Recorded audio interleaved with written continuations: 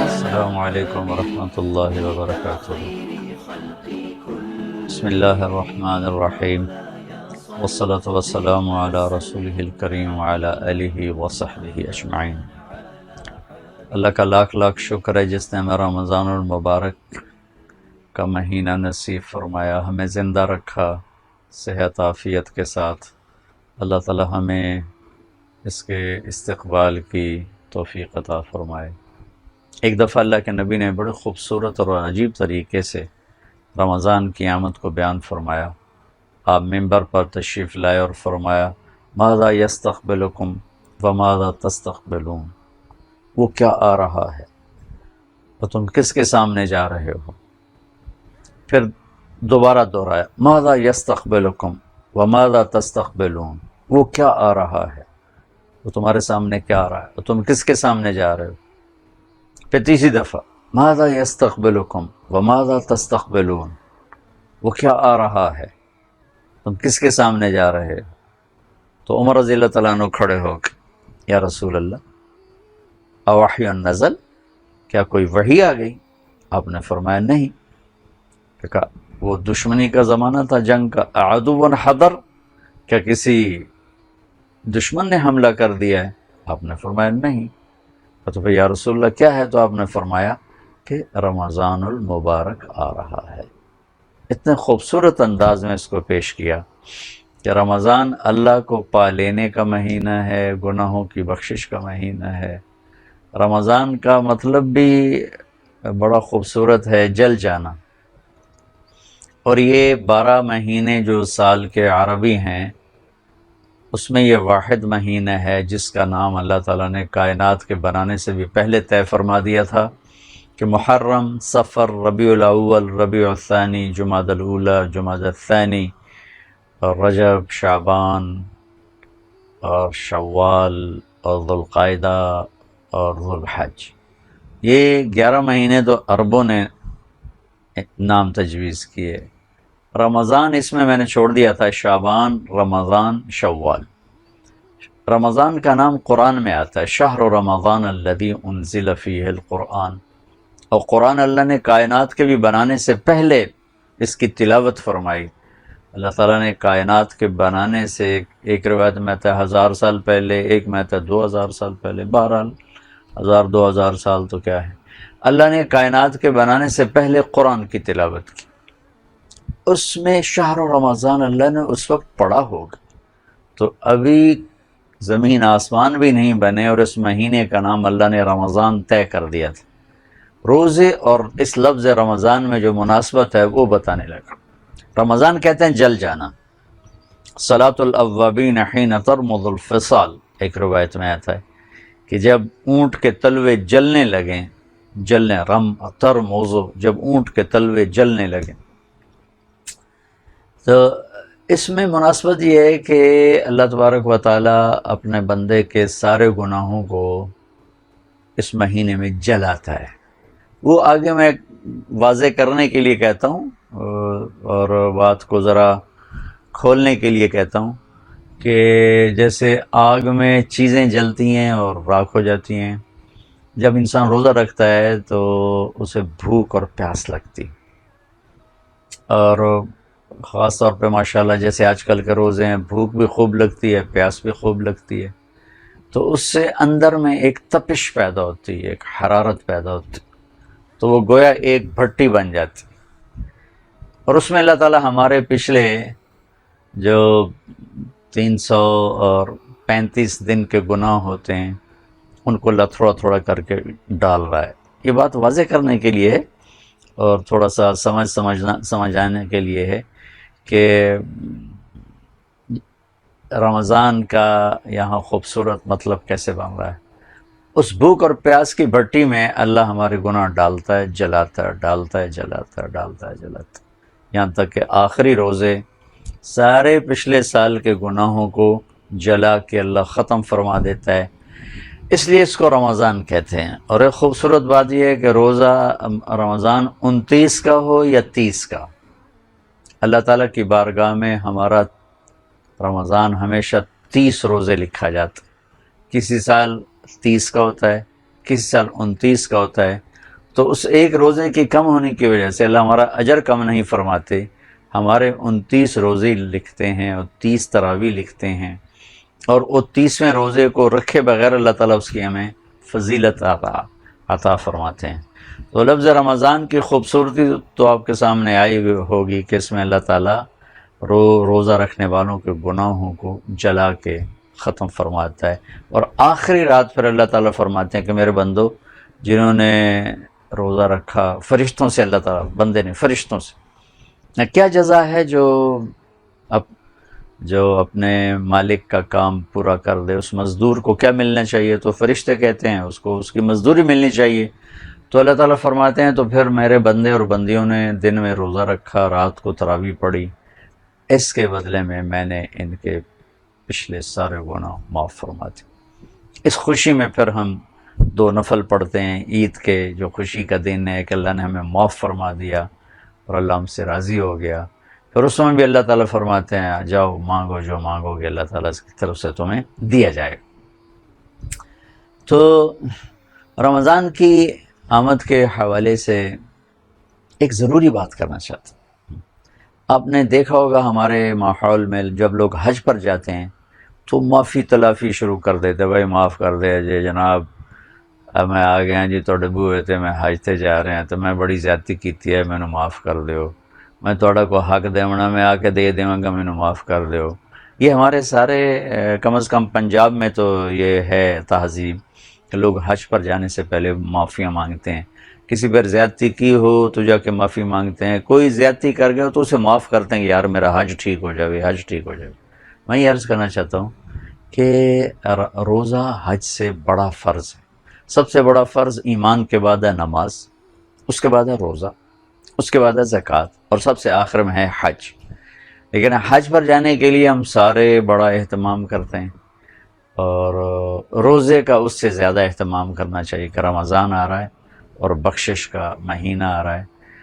حج میں صرف ایک دن اللہ کا عرش پہلے آسمان پر آتا ہے اور وہ ہے 9 ذوالحج، عرفات کا دن، لیکن رمضان میں پورے 30 دن اللہ تعالیٰ کا عرش پہلے آسمان پر ہوتا ہے، اور مسلسل وہاں سے اعلان ہوتا ہے، کوئی مانگنے والا، کوئی بخشش چاہنے والا، کوئی جنت مانگنے والا، کوئی صحت چاہنے والا، کوئی رزق مانگنے والا، مسلسل اعلان ہوتا ہے۔ اور ایک فرشتہ کہتا ہے بھلائی کرنے والے آگے بڑھ، مبارک ہو، اور اے برائی کرنے والے اب بس کر اور توبہ کر۔ دونوں کے لیے اعلان ہو رہا ہوتا ہے۔ تو میں یہ چاہوں گا کہ ہم ابھی ماشاءاللہ آج ابھی 4تھا روزہ یہ ہے، زیادہ نہیں وقت آگے گیا، تو ہم رمضان کی تیاری یہاں سے شروع کریں کہ اپنے دل کو سب سے صاف کر دیں اور سب سے معافی مانگیں، سب کو معاف کریں، سب سے معافی مانگیں، اور رمضان کی ابتدائی ایسے کریں کہ بھائی آپ معاف کر دیں، میرے روزے آ گئے ہیں۔ چونکہ روزے کے بارے میں اللہ کے نبی نے فرمایا کہ اگر کوئی تمہیں روزہ کی حالت میں گالی بھی دے تو اسے کہہ دو میرے بھائی میرا روزہ ہے، میں آپ کو جواب نہیں دے سکتا۔ تو روزے کا ایک عجب جو بیان کیا گیا ہے فائدہ، تمام نیک اعمال کی جزا کو جنت کی شکل میں بیان کیا ہے حدیث نے، قرآن نے۔ صرف روزہ ایسی چیز ہے جس کو اللہ کے نبی نے فرمایا کہ اللہ تعالیٰ فرماتے ہیں کہ روزہ میرے لیے ہے اور روزے کا بدلہ اللہ خود ہے، اللہ مل جاتا، اور اللہ مل جائے تو سب کچھ مل گیا۔ تو میں تمام سننے والوں سے عرض کروں گا کہ اس دل کو سب سے صاف کر دو۔ اللہ کے نبی کی ایک حدیث سناتا ہوں۔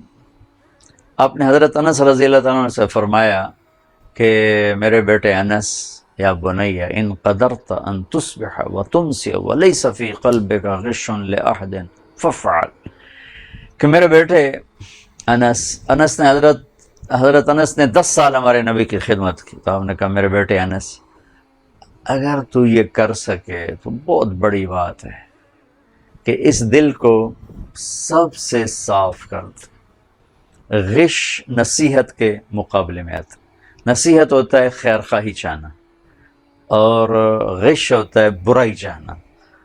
اس کی ساری شکلیں اس ایک لفظ کے اندر موجود، کسی کی نفرت، کسی کی حقارت، کسی کی برائی، اور کسی کو نقصان پہنچانا، کسی کو نقصان پہنچانے کی تمنا کرنا، کسی کے لیے حسد کرنا، کسی کے لیے کینہ رکھنا، کسی کے لیے بغض رکھنا، تمام کے لیے لفظ غش. جیسے ہر قسم کی خیر خواہی کے لیے لفظ نصیحت ہے، تو ہر قسم کی کسی انسان مرد عورت کے بارے میں برائی کے جو جذبے ہیں اس کے لیے ایک لفظ ہے غش. تو میرے اللہ کے نبی نے فرمایا کہ میرے بیٹے انس ایسا کرنا. لے احد، صرف مسلمان نہیں کہا کہ تو مسلمانوں سے دل کو صاف کر، تمام دنیا کے مسلم، غیر مسلم، ہندو، سکھ، عیسائی، دہریے، وہ جانے اور ان کا اللہ جانے. میرا ان سے معاملہ یہ کہ میں اپنا دل ان سے صاف رکھوں، میرے دل میں کسی کو نقصان پہنچانے کا جذبہ نہ ہو، کسی کے لیے میرے دل میں بغض نہ ہو، نفرت نہ ہو، کینہ نہ ہو. بغض ہوتا ہے نفرت، اور کینہ ہوتا ہے نفرت کے ساتھ نقصان پہنچانا. تو میں آپ سب سے عرض کروں گا اس دل کو صاف کر دیں. اگلی بات سنیں، ثم قال یا بنی وذلک من سنت. ذالک یہاں بہت عظیم مطلب دے رہا ہے. پھر آپ نے فرمایا کہ میرے بیٹے یہ میری عظیم الشان سنت ہے. یہ ذالک، الف لام میم، ذالک الکتاب لا ریب فیہ کا ترجمہ ہے کہ یہ وہ عظیم الشان کتاب ہے جس میں کوئی شک نہیں.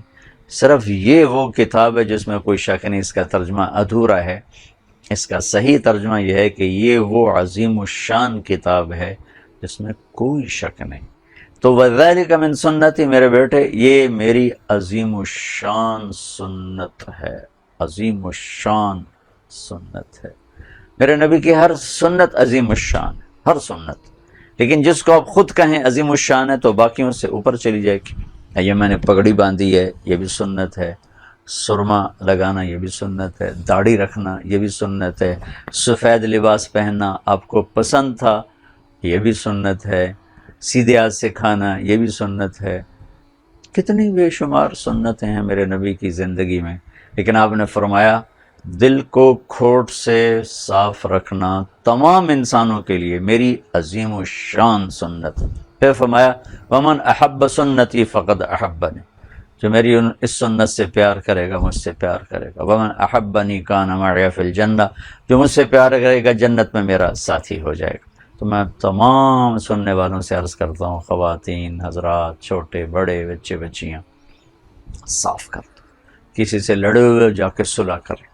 میاں بیوی لڑے ہوئے فوراً صلح کر لو. بہن بھائی لڑے ہوئے ہیں فوراً صلح کر لو. ماں باپ اولاد میں کوئی کھٹپٹ ہے فوراً صلح کر لو. پڑوسی سے، دوست سے، پارٹنر سے کوئی لڑائی ہے صلح کر لیں تاکہ آپ کا روزہ قیمتی بنے، خوبصورت بنے. اور ایک عرض کروں گا کہ اس بھوک اور پیاس سے ڈر کے روزہ نہ چھوڑیں. یہ میرے رب کی طرف سے بہت خوبصورت تحفہ ہے. تھوڑی تھوڑی تکلیف کے لیے، تھوڑے تھوڑے نفع کے لیے لوگ ہمالیہ پہاڑ جیسی تکلیفیں اٹھاتے ہیں. اس روزے کے پیچھے میں اللہ ملنے والا ہے، اور اللہ کے لیے تھوڑی سی تکلیف، تھوڑی سی پیاس کوئی بڑا مسئلہ نہیں.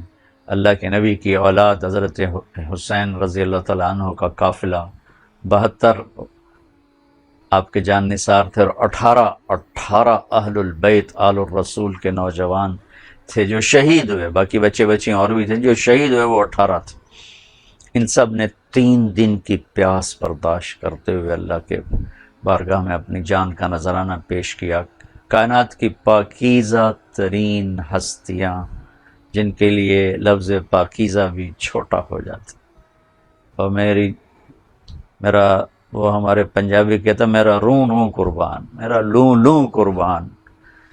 تو ہمارا تو ایک سانس ان ہستیوں پہ قربان جنہوں نے اللہ کو راضی کرنے کے لیے 72 گھنٹے کی پیاس برداشت کی، اور پیاسے ہی اللہ کے پاس چلے گئے. معصوم بچوں سے لے کر جوانوں تک سب پیاسے چلے گئے. ہماری پیاس تو 16 گھنٹے، صرف 16 گھنٹے. اور اس میں بھی زیادہ لگے تو نہا لو، کام تھوڑا کر لو، اپنے نوکروں کو مشقت کے کام ہٹا دو، ان سے کام آدھے لے لو، ان سے کو بھی آپ روزہ رکھیں اور سب کو ترغیب دیں. کوئی بیمار ہے تو چھوڑ سکتا ہے، بعد میں رکھ لے. لیکن صرف بھوک اور پیاس سے ڈر کے روزہ چھوڑنا بہت بڑا گھاٹے کا سودا ہے. خود بھی اپنا کام گھٹا لیں اور اپنے نوکروں سے بھی کام تھوڑا لیں تاکہ ان کو روزہ پورا کرنے میں کوئی تکلیف نہ ہو، دقت نہ ہو. تو دلوں کو صاف کرتا. اور روزہ کیا ہے؟ صرف منہ بند کرنا نہیں ہے، سر سے لے کر پاؤں تک روزہ. ایک ہوتا صوم، صوم کا مطلب ہے منہ بند کرنا. ایک ہوتا سیام، سیام جو کتب علیکم الصیام، سر سے لے کر پاؤں تک سارا وجود روزہ رکھے. یہ سب سے اعلیٰ درجے کی چیز ہے. اور دل کو صاف رکھنے کے لیے ایک اور حدیث سناتا ہوں. ایک دفعہ مسجد میں بیٹھے تھے تو آپ نے ارشاد فرمایا کہ اس دروازے سے ایک جنتی آ رہا ہے. تو ایک مدینے کے صحابی، ادھیڑ عمر 50 پلس، 50-60 کے عمر کے، ان کے ہاتھ میں جوتا، تازہ وضو، پانی ٹپک رہا تھا. اگلا دن وہی ٹائم آپ نے فرمایا اس دروازے سے ایک جنتی آ رہا ہے. وہی صحابی دوبارہ انٹر ہوئے. اگلا دن آپ نے کہا اس دروازے سے جنتی آ رہا ہے. وہی صحابی انٹر ہوئے. اس مجمع میں ایک صحابی ہیں، ان کا نام ہے عبداللہ بن عمرو بن عاص. یہ تمام صحابہ میں سب سے زیادہ عبادت کرنے والے تھے. جہاں تک میں نے پڑھا ہے، ہو سکتا ہے اس سے بھی کچھ زیادہ ہو. ساری رات نفل پڑھتے تھے، سارا سال روزہ رکھتے تھے، اور دن رات میں ایک قرآن ختم کرتے تھے. عید کے 2 روزے چھوڑتے تھے، بس ساری رات نوافل، سارا دن روزہ، دن رات میں ایک ختم قرآن. تو پورا انہوں نے ٹائم کا جو اسکیل اور گراف تھا سارا بھر دیا، اور 1 سیکنڈ اس میں نہیں چھوڑا. ان کو یہ خیال آیا کہ کیا یہ مجھ سے بھی زیادہ عبادت کرتا ہے جو اس کو جنت کی بشارت ملی ہے؟ لاشعور میں غالباً یہ ہوگا کہ ان کو کیسے مل گئے، مجھ سے بھی زیادہ عبادت ہے ان کی، لہٰذا میں دیکھتا ہوں یہ کیا کرتے ہیں. جو ان کے گھر گیا، کہا چاچا جی السلام علیکم. وعلیکم السلام. کہا چاچا میرے ابا ناراض ہو گئے ہیں، میں 2-4 دن آپ کے پاس گزارنا چاہتا ہوں، آپ اجازت دیتے ہیں؟ ہاں ہاں بسم اللہ بیٹا، ضرور آؤ، رہو، کھاؤ پیو، موج کرو، رہو، تھوڑا اپنا گھر ہے جیسے ہم کہتے ہیں. اب جب رات ہوئی نا تو انہوں نے، عبداللہ بن عمر نے جلدی سے چادر اوڑھی اور یوں سوراخ تھوڑا سا رکھ کے نا آنکھ کا دیکھنا شروع کیا کہ اب یہ بزرگ کیا کرتے. وہ تشریف لائے، سرانے پہ سر رکھا اور سونے کی دعا ہے اللہم بسمک اموت و احیا، اور سوئے. اور جب فجر کی اذان پہ اٹھے، ساری رات سوئے، سر کروٹ بدلتے ہوئے آنکھ کھلتی تو اللہ اکبر کہہ دیتے. یہ بڑے پریشان ہو گئے کہ یہ کیا ہو. اس زمانے میں تو منافق تہجد نہیں چھوڑتے تھے، یہ آدمی ساری رات کیسے سوئے رہا. پھر ان کو خیال ہے کل دیکھوں گا. اگلا دن آ گیا، پھر وہ عشاء کی نماز پڑھ کے سوراخ میں کر کے اور دیکھنے لگ گئے. وہ پھر بستر پر دراز ہوئے اور سوئے اور فجر پہ اٹھے گئے. بھئی یا اللہ یہ کیا چکر. وہ سمجھ رہے تھے کہ ساری رات سجدے میں گزارتے ہوں گے، اور وہ 1 رکعت بھی نہیں پڑی. ان کا چلو 1 رات اور دیکھ لیتا ہوں. اگلی رات دیکھا، پھر اسی طرح کر کے، تو پھر وہ ساری رات اسی طرح سوئے رہے. تو اب اللہ کے نبی کی بات تو غلط ہو نہیں سکتی، اور انہیں سمجھ میں آ نہیں رہا کہ جنت کی بشارت ملی کس بات پر. جو آدمی ساری رات سوتا رہے، فرض چھوڑنے کا تو اس زمانے میں سوال ہی کوئی نہیں تھا. یہ تو تہجد کے چھوڑنے پہ حیران ہو رہے ہیں، پریشان ہو رہے ہیں کہ منافق بھی پڑھتے ہیں. پھر جب وہ صبح ہوئی نا، اذان پر اٹھے تو پھر وہ نہ رہ سکے اور جیسے کہ پھٹ پڑے کہ چاچا میرے پلے گل کوئی نہیں پئی، ترائے دیں تینوں اللہ دا نبی بشارتاں دیندا رہے، جنتی آ رہے، جنتی آ رہے، جنتی آ رہے، اور 3 دن چاچا تو ہی آیا ہے. میرے ابا سے کوئی جھگڑا نہیں تھا، میں صرف دیکھنے آیا تھا کہ آپ کیا کرتے ہیں، لیکن آپ تو ساری رات سوتے رہتے ہو، یہ کیا چکر. انہوں نے کہا بیٹا جو دیکھا ہے بس یہی ہے اور کچھ نہیں. تو اب وہ ایسی پریشانی حیرانی میں وہاں سے واپس مڑے کہ اللہ کے نبی کا فرمان حق اور سچ ہے، اور ان کا عمل بھی کوئی سامنے نظر نہیں آیا، تو کیا چیز. دروازے تک گئے تو فرمایا بھتیجے واپس آؤ. واپس آئے. کب میں تمہیں اندر کی بات بتاتا ہوں. یہاں یوں اشارہ کیا کہ یہ جو دل ہے نا، اس میں کسی انسان کے بارے میں کوئی کھوٹ نہیں ہے، اور اللہ تعالیٰ جس کو بھی کوئی نعمت دیتا ہے تو مجھے کوئی حسد نہیں ہوتا، خوشی ہوتی. تو اس پر ان کا ریئیکشن کیا تھا عبداللہ بن عمر کا؟ ہاذا ہوا، اچھل کے کہنے لگے ہاذا ہوا، یہ ہے، یہی ہے، یہی ہے، یہی ہے۔ آگے کہا پھر یہ کون کر سکتا ہے؟ ایک کیڑا کوئی ہر کہیں دے واسطہ کام میں یہ بھی کہیں کرنا ہے۔ تو یہ وہ عمل تھا جس نے ساری رات نبوت کے دور میں ایک آدمی سوئے پڑے ساری رات، کوئی نفل نہیں پڑے، اور جنت کی بشارت حاصل کی ہے۔ میرے نبی اس عمل کو سامنے لانا چاہتے تھے، اس لیے وہاں ہر صحابی جنتی ہے۔ قرآن کی آیت پڑھتا ہوں، سورہ حدید، کلن وعد اللہ الحسنى، اے میرے نبی میرا وعدہ ہے تیرے تمام صحابہ کو جنت دوں گا، کوئی جہنم میں نہیں جا سکتا۔ ان کو خاص طور پر جنتی جنتی جنتی، صرف ان کی یہ خوبی لوگوں کے سامنے لانا چاہتے تھے۔ اور آج میں 1436 ہجری میں یہ حدیث آپ کو سنا رہا ہوں، چونکہ ہمارے دیس میں دل بغض سے بھرے پڑے ہیں، ماتھے پہ محراب ہوتا ہے، دل بغض سے بھرا ہوتا، داڑھی ہو داڑھی نہ ہو، نمازی ہو بے نمازی ہو، روزہ رکھے روزہ نہ رکھے، حلال کمائے سود کھائے، لیکن یہ کمی بری طرح سارے ملک کو اپنی لپیٹ میں لے چکی ہے کہ ہمارے دل بغض سے، نفرت سے بھرے پڑے۔ اللہ کے واسطے صاف کرو، معاف کرو۔ مر جانے والے کے کیا جھگڑے، کیا لڑائیاں، جب چارپائیاں اٹھتی ہیں تو حقیقت کھل کے سامنے آ جاتی ہے کہ یہ کیا دھوکے کا گھر، اور یہ مچھر کا پر، اور یہ مکڑی کا جالا، اس میں نو آیا کیا، اس میں نال اے کیتا ہے، اس میں نال اے گل کیتی، اس میں نال اے گل کیتی، اس میں نو شادی تے نہیں سدیا، اس میں نو فلانی یاد نہیں سجیا، اس میں نو ووٹ نہیں دیتا، یہ ان میں رشتہ نہیں دیتا، اس نے مجھے بیٹی کے رشتے پہ بلایا نہیں، منگنی پہ بلایا نہیں، مجھ سے رائے نہیں لی۔ یہ چھوٹی چھوٹی باتیں ہیں، 90%، 10% کچھ جینوئن چیزیں ہیں، لیکن وہ بھی معاف کرنے کی ہیں۔ آنکھ بند ہونے والے سے پوچھو کہ زندگی کسے کہتے ہیں، اور لڑائی جھگڑا کیا ہوتا ہے، اور صلح صفائی کیا ہوتی ہے۔ میں آپ سب سے عرض کروں گا کہ آئیے ہم رمضان کا استقبال کریں، معاف کر کے، دلوں کو دھو کر، دلوں کو صاف کر کے، اور اپنی کمائیوں میں حلال داخل کر کے، کہ حرام کے لقمے سے بچیں، حلال کمائیں، حلال کھائیں، تو ہمارا روزہ خوبصورت بنے گا، عالیشان بنے گا۔